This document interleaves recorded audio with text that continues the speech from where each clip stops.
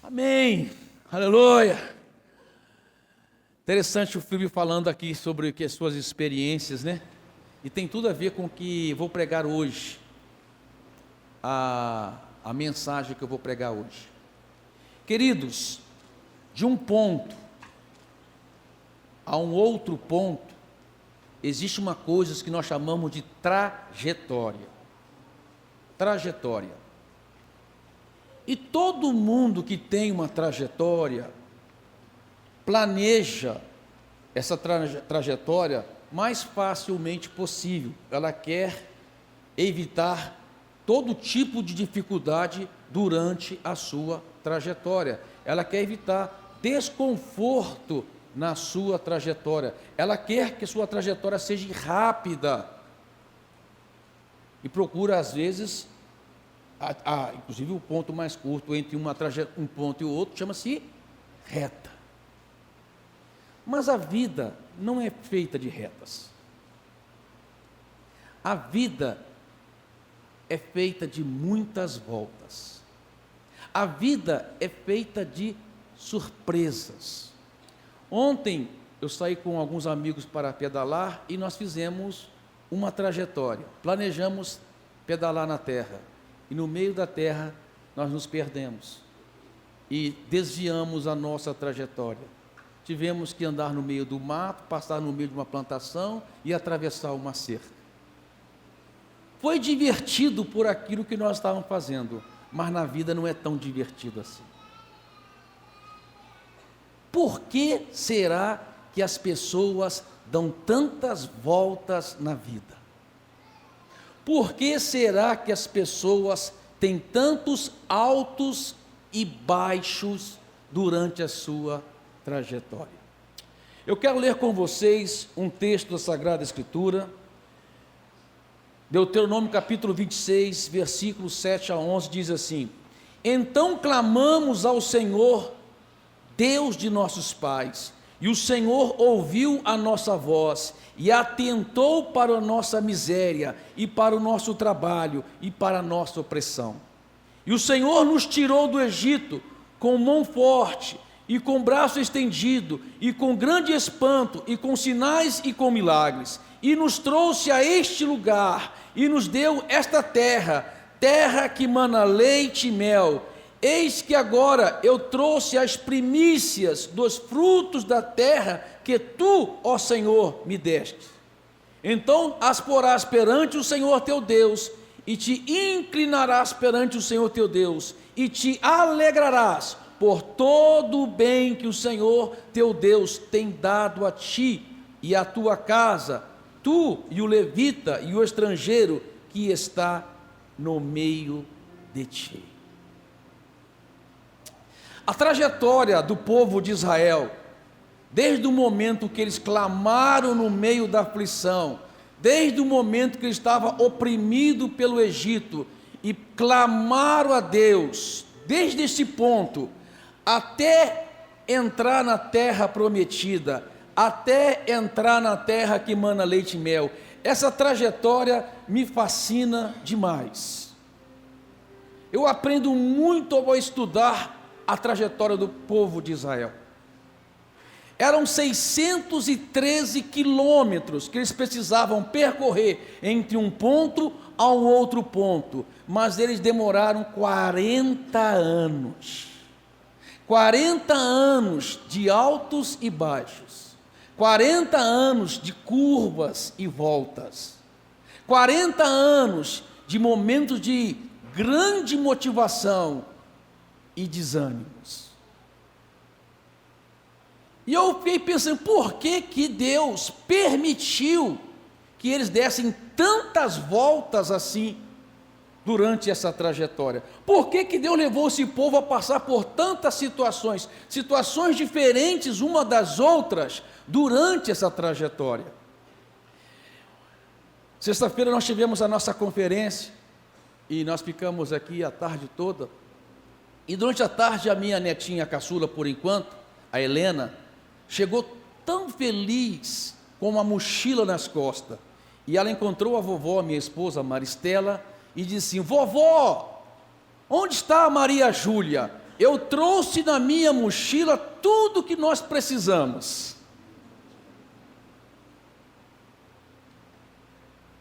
E na mochila dela tinha o quê? Maquiagem, tinha boneca. O pai dela, o Felipe, está ensinando os filhos a trabalhar com dinheiro, né? E ela tinha uma bolsinha com dinheiro. Por quê? Porque ela calculou a sua trajetória. Ela disse: para a trajetória que eu tenho hoje com a minha priminha Maria Júlia, eu preciso dessas coisas. Então, amado, a questão da trajetória é a bagagem que você carrega. O que vai proporcionar uma trajetória rápida e agradável é o que você tem na sua bagagem. O que vai proporcionar uma trajetória mais suave na sua vida é o que está dentro da sua mochila. Mas Deus, na sua infinita bondade, Deus, na sua grande misericórdia, às vezes permite que demos algumas voltas, porque na nossa mochila tem coisas que precisam ser tiradas e coisas que precisam ser colocadas.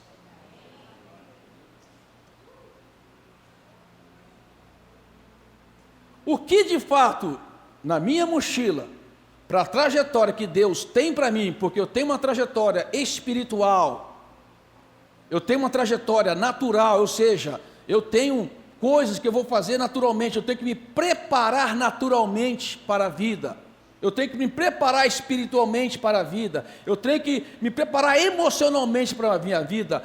Quais são as coisas que eu preciso colocar e quem sabe as coisas que eu preciso tirar da minha mochila, que vai proporcionar uma trajetória alegre. Como diz o povo, e o Senhor nos colocou nessa terra, por isso estamos alegres. E é sobre esse assunto importante que eu quero pregar esta noite. O que está na sua mochila que precisa ser tirado?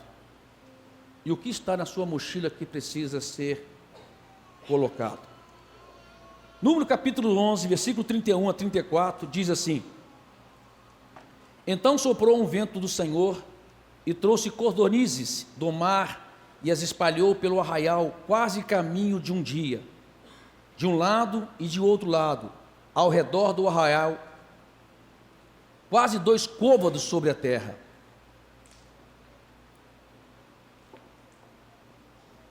Então o povo se levantou todo aquele dia e toda aquela noite, e todo o dia seguinte, e colheram as cordonizes, e que menos tinha, colheram 10 homens, deve ser coisa pra caramba, deixa eu ver, 10 barris de cordonizes, o que recolheu menos, e as estenderam para si ao redor do arraial, quando a carne estava entre os seus dentes. Presta atenção, queridos, Deus deu quilômetros de cordonizes para eles. Você sabe que tinha mais de 5 milhões de pessoas que saíram do Egito. E Deus deu mais de quilômetros de cordonizes. Uma pequena ave. 90 centímetros de altura de cordonizes. Imagina a quantidade de carne que estava tendo para o povo. E diz, quando a carne estava entre os seus dentes, ainda que fosse mastigada, se acendeu a ira do Senhor contra o povo, e feriu o Senhor o povo com uma praga muito grande. Por isso o nome daquele lugar se chamou Quibrote Atavá, porquanto ali enterraram o povo que teve desejo. O povo que teve desejo, ou seja, um povo que desejou comer aquela carne, um povo que murmurou por causa daquela carne, antes de engolir a carne, morreram. Que povo é esse? Que tipo de povo é esse? Números capítulo 11, versículo 4, vai aparecer aí, fala quem é esse povo. Ali fala assim, e um bando de estrangeiro. Uma outra tradução que eu gosto diz, uma mistura de gente, um vulgo, que havia no meio deles, encheu-se de gula, de desejo, de carne, até os próprios israelitas tornaram a queixar-se e diziam: se tivéssemos carne para comer. Se tivéssemos carne para comer.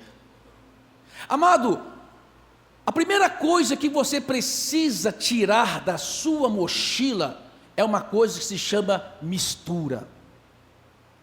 Tem mistura que é boa, por exemplo, você misturar areia, cimento, pedra e água, você vai fazer um concreto, uma coisa forte, uma coisa que sustenta uma construção, uma coisa boa. Mas tem mistura que enfraquece, tem mistura que não é boa para a sua vida. E a Bíblia fala que esse misto de gente, essa mistura de gente, esse estrangeiro, quem são essas pessoas? Eram os egípcios, que ficaram impactados com as 10 pragas que Deus fez no Egito. E lá na última praga, eles, sabendo que Deus estava agindo no povo de Israel, fizeram igualzinho os israelitas, passaram sangue nos umbrais da porta, comemoraram a Páscoa, pegaram a sua bagagem e foram junto com o povo de Israel rumo à terra prometida. Parecia um crente, tinha aparência de crente, olhando para eles nós diríamos, verdadeiramente eles são crentes, até a aflição chegar, até o problema aparecer, até a dificuldade se apresentar. No primeiro momento que isso aconteceu, no versículo 5 do capítulo 11 diz: e eles tiveram saudade do Egito. Tiveram saudade da cebola, do pepino, do alho poró, das coisas boas que lá comíamos. E isso, essa saudade que eles tiveram, porque não era o povo de Deus, contaminou o próprio povo de Israel, que veio a ter saudade também. Olha como é que isso aí, como que a mistura é perigoso. Como que uma mistura pode complicar alguém que planejou uma trajetória e mesmo sabendo que vai enfrentar dificuldade, planejou essa trajetória para chegar até o seu destino. Mistura. Devemos ter muito cuidado com mistura na nossa vida.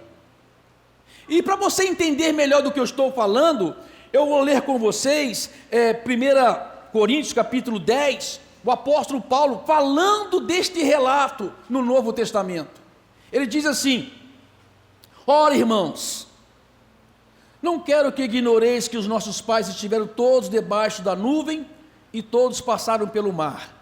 Quantas pessoas? Todos. Fala comigo, todos. Todos tiveram a mesma experiência. Todos. Beberam de uma mesma bebida espiritual, porque a bebida da pedra espiritual que o seguia, e a pedra era Cristo. Aquela pedra simbolizava Cristo. Mas Deus não se agradou fala comigo, maior parte deles. Primeiro, todos tiveram a mesma experiência, mas Deus não se agradou da maior parte deles. Por isso foram prostrados no deserto. E estas coisas foram feitas em figura, para que não cobiçamos as coisas más como eles cobiçaram. Não fazei, pois, idólatras, como alguns deles. Não fazemos idólatra como alguns deles, e caíram um dia só 23.000. E não tentemos a Cristo como alguns deles também tentaram e pereceram pela serpente. E não murmureis como também alguns deles murmuraram e pereceram pelo deserto de dor. Ora, tudo isso lhes sobreveio como figura, e estão escritas para aviso nosso, para que já estão chegado o fim dos séculos. Amado, o apóstolo Paulo diz assim: um pouco de fermento contamina toda a massa. Veja que a Bíblia diz, o apóstolo Paulo fala de todos passaram pela experiência, mas todos passaram pela experiência, todos eles passaram pela experiência, mas a maioria não experimentou os benefícios do destino, porque deixaram ser contaminados por alguns. Todos passaram pela mesma experiência, todos foram batizados em Cristo na rocha, todos passaram pelo batismo da nuvem, todos viram os milagres do Egito, todos, mas a maior parte não entrou no destino por causa de alguns. O problema é a mistura. Nós precisamos tirar tudo que é mistura na nossa vida. Amado, deixa eu falar com você, mistura é uma maldição. Mistura é uma maldição. E você sabe o que você tem que fazer com maldição? Pregar na cruz. Gálatas 3,13 diz que Jesus Cristo nos redimiu da maldição da lei, fazendo-se maldição em nosso lugar, porque está escrito, maldito todo aquele que for pendurado no madeiro. O que Jesus fez com a maldição que estava sobre nós, amado? Pregou na cruz. Deixa eu te falar uma coisa muito importante, não existe crente bom, existe crente morto. Você está aí? Cutuca o seu irmão para ele acordar, aleluia. Eu duvido quem está dormindo aqui hoje. Não existe crente bom, existe crente morto. Por isso que Paulo diz aos Colossenses, fazei pois, lá no Colossenses 3,5, fazei pois morrer a vossa natureza terrena, prostituição, impureza, paixão lascívia, desejo maligno e avareza, que é idolatria. Por estas coisas que vem a ira de Deus sobre os filhos da desobediência. Ora, nessas mesmas coisas andaste vós outrora, no outro tempo, quando vivias nela. Agora, porém, despojai-vos igualmente de tudo isto: ira, indignação, maldade, maledicência, linguagem obscena do vosso falar. Não mintais uns aos outros, uma vez que vos despistes do velho homem e com seus feitos, e vos revestiste do novo homem, que se refaz para o pleno conhecimento de Deus. Amado, a velha natureza, ela não vai ser aperfeiçoada. A velha natureza, ela não vai ser boazinha, ela não vai passar por um processo de aconselhamento e ficar boa. A velha natureza precisa ser pregada na cruz. Paulo diz em Colossenses 2,19, Gálatas 2,19, já estou crucificado com Cristo, já não vivo eu, mas Cristo vive em mim, e a vida que vivo na carne, vivo na fé, no Filho de Deus, que me amou e se entregou por mim. Morrer na cruz, meu querido. Nós precisamos crucificar o velho homem com as suas paixões, tirar tudo que é mistura nossa. E a mistura, como diz, sabe por que Deus matou aquele povo no deserto? Para mostrar para nós que mistura tem que morrer. Você está aí? Mistura tem que morrer, queridos. Maledicência, idolatria, linguagem obscena, fofoca.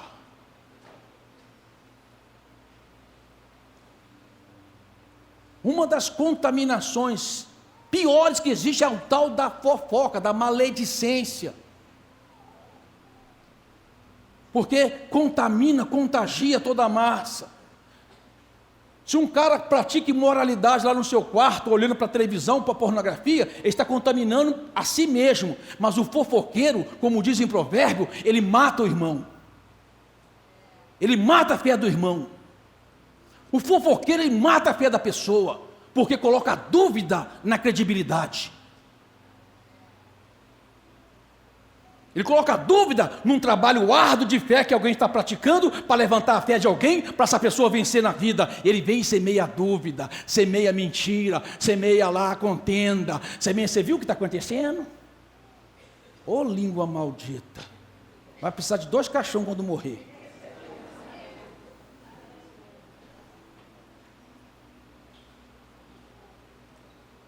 Sabe qual é a solução? E não venha pensando assim, pastor, eu estou livre. Todos nós, queridos, sem exceção, todos nós, do pastor que está aqui em cima até você aí, nós precisamos fazer o que o apóstolo Paulo diz: crucificar o velho homem dia após dia, dia após dia, dia após dia. Você levantou de manhã, você falou: ô seu maldito, miserável velho homem, vai para a cruz, miserável.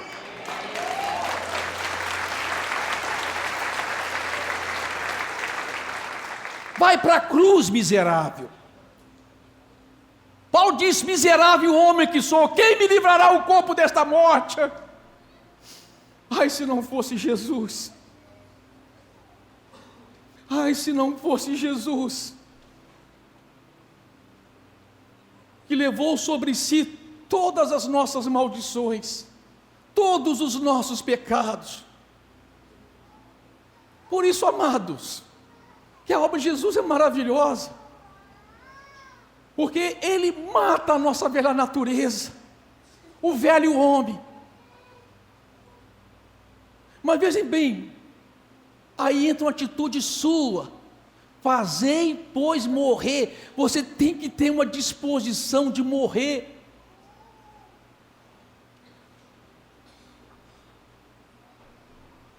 A Bíblia fala sobre tentação. Você é tentado dia a dia, amado. Ai, pastor, eu queria me isolar do pecado. Uma vez eu fui orar por uma mulher que era cega, lá em Sertãozinho. Eu estava tão cheio de fé, eu estava ali tão assim: vou orar por essa mulher, vai ser meu primeiro milagre. Eu falei: eu posso orar por você? Ela falou: por quê? Eu quero que você enxergue. Eu não quero enxergar, eu não quero ver o pecado do mundo. Foi, tá bom.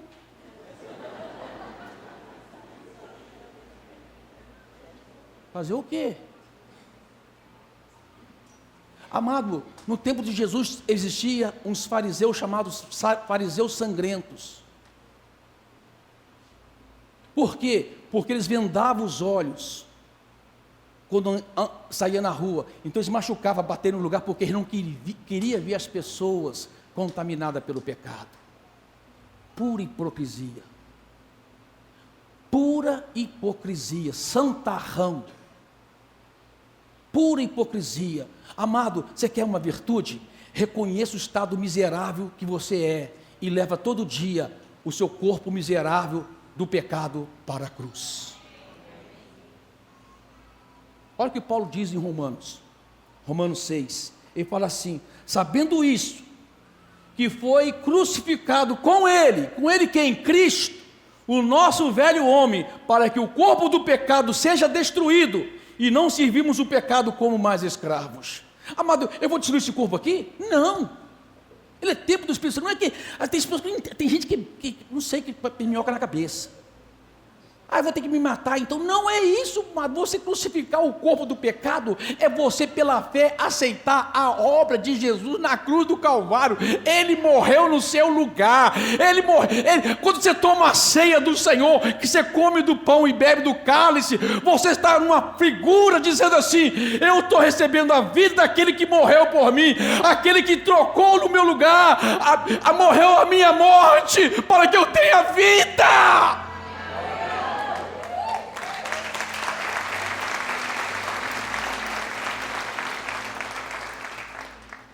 De um ponto para outro ponto, põe na sua mochila, ou melhor, tira da sua mochila toda a mistura, e fala: eu quero viver em novidade de vida. É tão lindo viver em novidade de vida, irmão. Viver em novidade de vida não é levantar de manhã flutuando, não. Viver em novidade de vida é você botar o pé no chão toda manhã e dizer: já estou crucificado com Cristo, já não vivo eu, mas Cristo vive em mim, e a vida que vivo na carne, vivo na fé no Filho de Deus, que me amou e se entregou por mim. E eu ponho o pé no chão e diz: obrigado, Jesus, porque hoje eu posso vencer o pecado, porque o Senhor venceu por mim. Sua mochila, meu irmão, sua mochila. Ele sofreu toda a vergonha da cruz para que nós não andemos mais envergonhados. Ele sofreu toda a vergonha.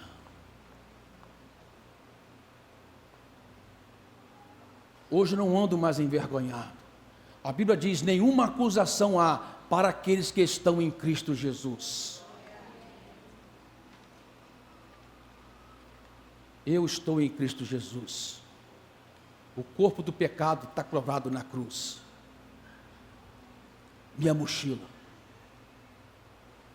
Minha mochila. Segunda coisa que você precisa considerar na sua mochila. Êxodo 13:17 diz assim: tendo o faraó deixado ir o povo, Deus não levou pelo caminho da terra dos filisteus, posto que mais perto, pois disse, para que porventura o povo não se arrependa vendo a guerra e torne ao Egito. Interessante. É interessante que quando o povo saiu do primeiro ponto da terra da escravidão do Egito, de primeiro instante, a lógica natural era: percorra esse caminho para chegar mais rápido na Canaã. Mas Deus não fez isso. Deus fez o povo dar uma volta. E Deus falou assim para Moisés: para que o povo, não vendo a guerra, desanime. Por quê? Porque se exposto por aquele caminho, eles iam encontrar um exército, possivelmente uma batalha, e eles não estavam preparados para a batalha naquele momento. Tem uma coisa que você precisa colocar na sua mochila na trajetória, chama-se preparação espiritual. Na verdade, preparação em todos os sentidos. Nós precisamos estar preparados espiritual para todas as demandas espirituais da vida. Eu preciso me preparar na leitura da palavra, eu preciso me preparar em oração, eu preciso me preparar em comunhão, eu preciso me preparar naturalmente para a vida. Se eu quero ter uma dignidade, se eu quero dar uma dignidade para a minha família, se eu quero dar uma vida mais confortável para os meus, eu vou me preparar para isso, eu vou me qualificar para o mercado de trabalho, eu vou fazer uma faculdade. Se eu sou um empresário, eu vou procurar me qualificar mais para a competição do mercado, eu vou fazer seminários, eu vou me preparar para isso. Não tem nada de errado nisso, tem que fazer isso. Eu tenho que me preparar emocionalmente para as demandas da vida, porque a vida é uma luta emocional, queridos. Sentimentos de depressão, de desânimo, muitas vezes vem sobre você, e você precisa estar preparado emocionalmente para isso. E como que você prepara emocionalmente? Você se livra de ira, de sentimento de vingança, de ciúme, de inveja, de competição desnecessária. Prepara-se emocionante. Então, há momentos de preparação. Tem momentos que Deus te poupa da guerra, Deus te poupa da luta, porque Ele entende que você precisa estar se preparando. Porque fatalmente, uma hora, a luta vai chegar. Não existe um ponto até o outro ponto na vida sem luta. Não se iluda. Não se iluda. Eu queria uma vida sem luta. Jesus disse: no mundo tereis aflições, mas tem de bom ânimo, eu venci o mundo. Então Jesus não nos enganou. Ele não disse para nós que na nossa trajetória espiritual ia ser fácil. Ele disse que estaria conosco. É diferente. Prepare-se. Só que passou um ano, e depois de um ano, em Números capítulo 13 vai aparecer aí, Moisés convoca 12 tribos de Israel para espiar a terra, e diz: para espiar a terra que eu hei de dar aos filhos de Israel. E quando o povo chega depois com um relato da terra, aí pode aparecer, pode deixar o versículo aí, eles dizem assim: mas os homens que tinham ido com ele disseram: não podemos atacar aquele povo, é mais forte do que nós. E espalharam entre os israelitas um relatório negativo acerca daquela terra. Disseram: a terra para a qual fomos em missão de reconhecimento devora os que nela vivem, todos que vimos são de grande estatura. Vimos também os gigantes, os descendentes de Enaque, diante de quem parecíamos gafanhoto, e nós a eles. Olha só, queridos, preste atenção. Difamaram a terra, falaram mal da promessa de Deus. Ou seja, no momento da luta, eles não colocaram na mochila uma coisa chamada coragem. E amado, eu tenho preocupado demais com essa bagagem de coragem. Por quê? Porque como povo no deserto, nós estamos hoje como uma geração de mimimi. Esse cara de mimimi, negadinho, não pode, não vai ter condições, não vamos conseguir. Amado, como nós estamos vivendo um tempo de geração de mimimi, pessoas que só veem o negativo, pessoas que criam dificuldade para tudo, pessoas que criam seus filhos despreparados para a vida.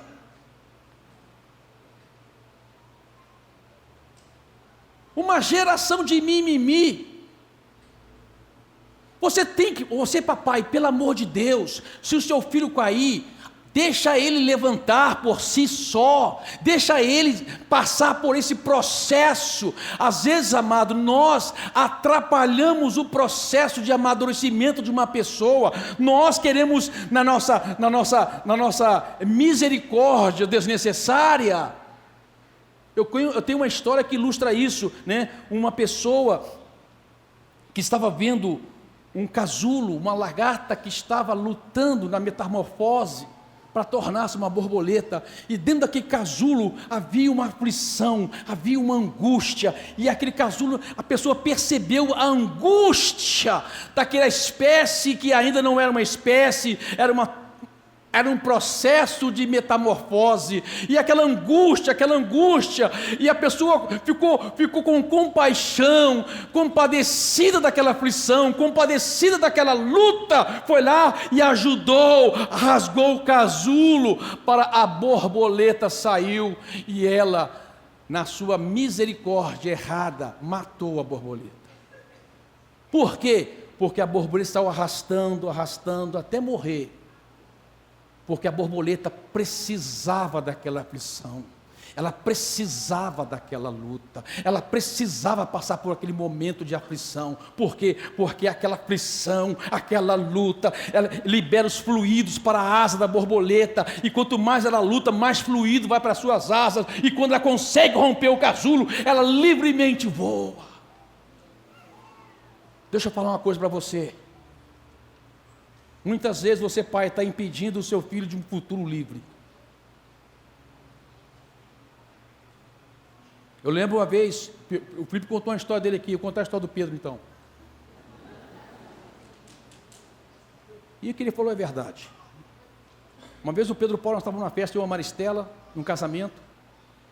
O Pedro Paulo é garotinho, ele estava a 50 metros de distância da gente, e ele caiu e deu uma moscadinha no joelho. E ficou chorando no chão.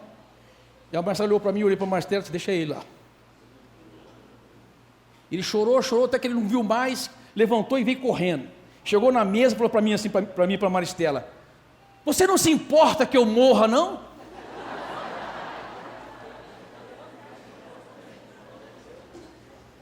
Aí eu falei para ele assim: rapaz, quem está morrendo não dá esse pique que você deu, não.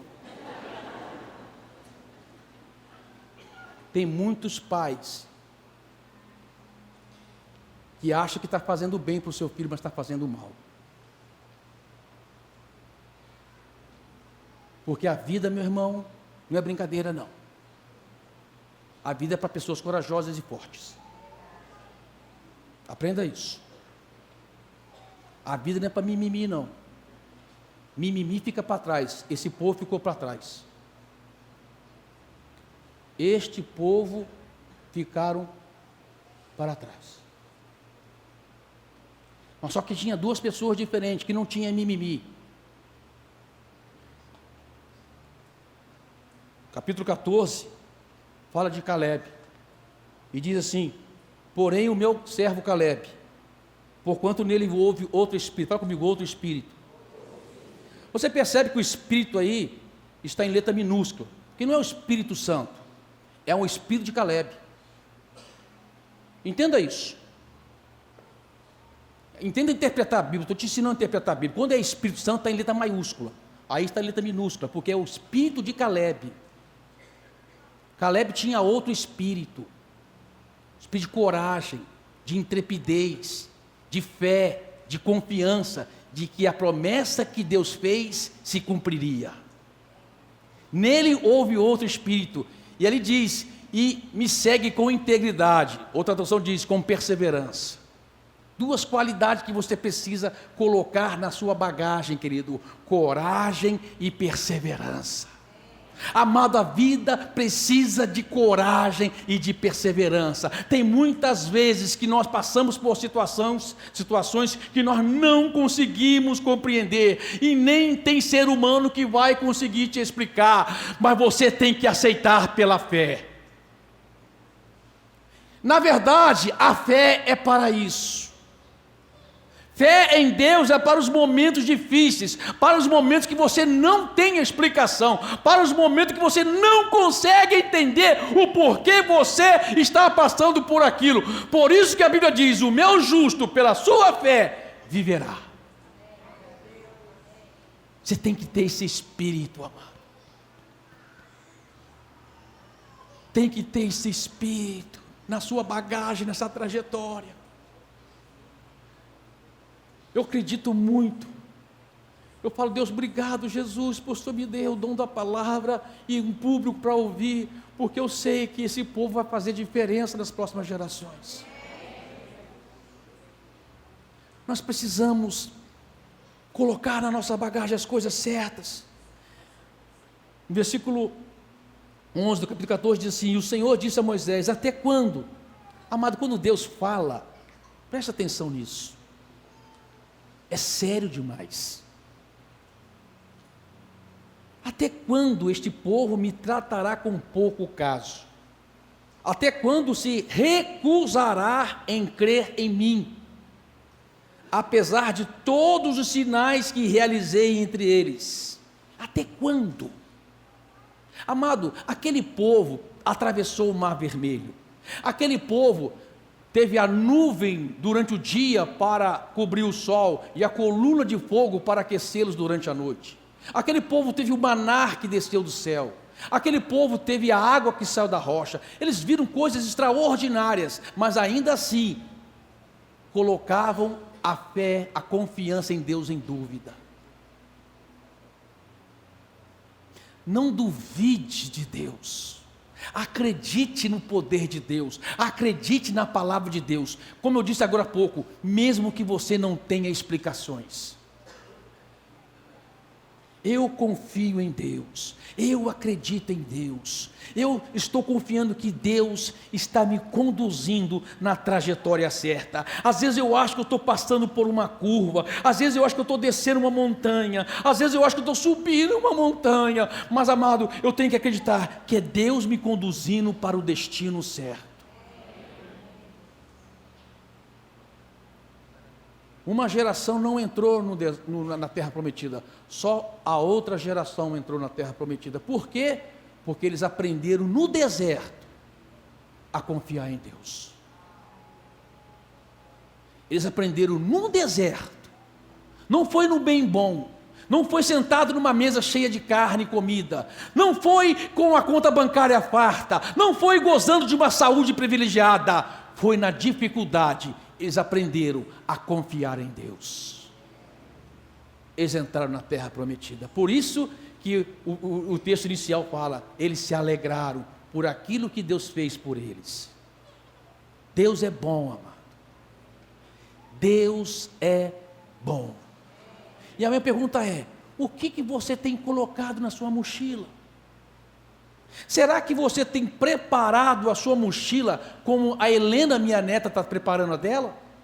Como que você fosse para um playground? Tem gente achando que a vida é um playground e prepara uma mochila totalmente desqualificada para a trajetória, uma mochila totalmente despreparada para a circunstância da vida, uma mochila vazia de fé, vazia de confiança, vazia de coragem, que são os elementos determinantes, preponderantes para que você tenha sucesso na sua trajetória. O que você tem carregado na sua mochila? Você tem encarado a sua trajetória considerando o destino que você tem, ou você está achando que você está no playground? Deixa eu falar uma coisa para você. Por muito tempo eu achei, quando eu li esses textos, falei, Deus, o Senhor foi severo demais com esse povo. O Senhor foi duro demais com esse povo. Porque não tinha brincadeira, mano. Pisou na bola, era morte. E eu fiquei, Deus, por que o Senhor foi tão duro? E Deus falou, quem disse que eu fui duro? Eu fui amoroso. Deus foi amoroso, extremamente bom e amoroso, principalmente com você que está sentado hoje me ouvindo. Sabe por quê? Porque se Deus não tratasse aquela geração, o que seria das próximas gerações? Se Deus permitisse que aquele povo entrasse na promessa sem tirar da mochila aquilo que trouxe do Egito, o que seria das próximas gerações? Então não foi maldade de Deus, foi bondade de Deus. Não foi severidade de Deus, foi amor de Deus. Por eles, por suas próximas gerações e principalmente por nós. Por isso que Paulo diz assim, considere essas coisas, que serve de exemplo para nós, que vamos herdar o destino eterno. Amado, o destino deles era uma terra que emana leite e mel. Terra da promessa era Canaã, que emana leite e mel. Para nós, que estamos debaixo de superiores promessas, é a eternidade.